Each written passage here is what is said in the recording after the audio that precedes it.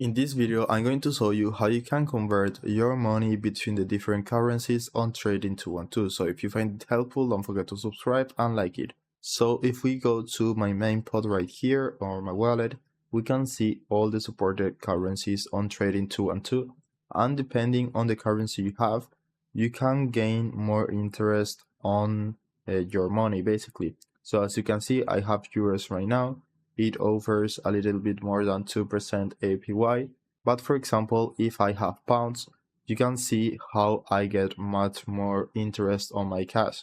So if you want to convert your money between currencies, all you need to do is go to your main pod, then go to convert right here at the right, and you will find the option to convert from the currency you want, for example euros in my case, to dollars for example, but you can use any other currency you want.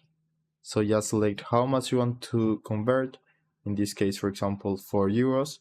So I will exchange 4 euros for this amount of dollars and it will have a very small fee.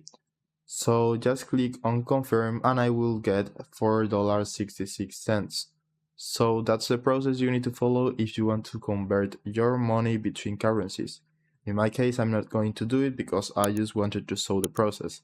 I hope it was helpful and thanks for watching.